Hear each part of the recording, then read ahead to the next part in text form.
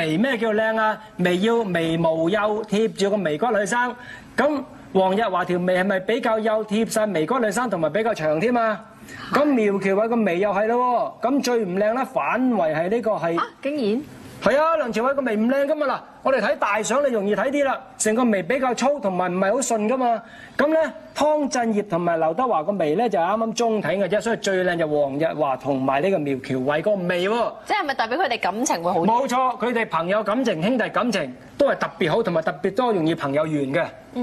咁除咗眉之外咧，點解你個成就個個唔同咧？有啲係娛樂圈，或者有啲係商界發展，原來又有原因嘅喎。咁我成日講咧，娛樂圈發展咧最緊要有呢條。叫做乜嘢啊？捧場紋知道啦啩，劉啊，呢條捧場紋戴得咁緊要都有嘅，好似做手術整落去一樣嘅。咁劉德華呢幅相咧，我幫你戒條先，試下得唔得啦？咁劉德華呢幅相咧，我哋見唔到捧場紋，咁我哋睇呢一邊都見到捧場紋啦。因為有捧場紋嘅人咧，就適宜做啲群眾成日要見人嘅生意，政治啊或者娛樂咧，兩樣嘢都係啱嘅。雖然我唔係娛樂，而我都有條啊，梗係冇人哋咁犀利啦。陳方安生都好犀利嘅喎，所以佢好多人捧場咯。所以以前佢係差唔多係最受歡迎、最高民望嘅政府官員啊嘛，所以有捧場紋做咩都着數啲啊！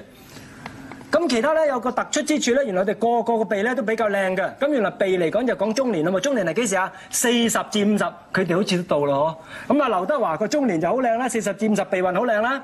梁朝偉個鼻40到50好靚啦。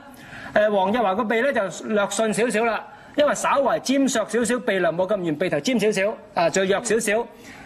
咁苗僑偉個鼻嚟講咧，因為鼻梁呢個位起點嘅時候窄少少，所以唔夠氣勢。反為成個上個氣勢最好個鼻咧，就係湯鎮業喎。會唔會突然間而家再上一步咧？因為個相成個相係最靚嘅。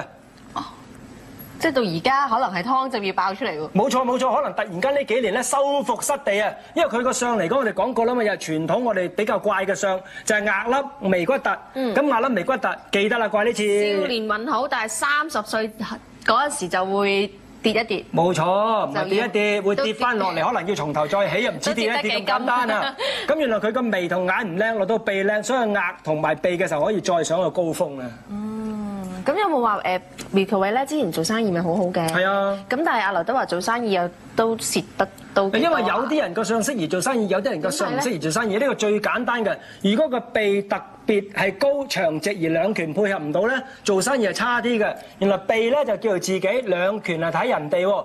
鼻梁過高過長過直咧，就以自我為中心，又好多時候顧唔到人哋個感受咯喎。咁你做生意應該相反先啱噶嘛？你要留意市場嘅感受，唔係留意自己嘅感受，係睇人哋中意乜嘢，唔係睇自己中意乜嘢啦嘛。所以逢係鼻高鼻長鼻直好大，而兩顴好似我咁，千祈唔好做生意啊！好似我咁樣做10樣，就可能蝕足10樣啊！因為你睇唔到個市場感受啦嘛。不過我學睇相之後改善咗噶啦。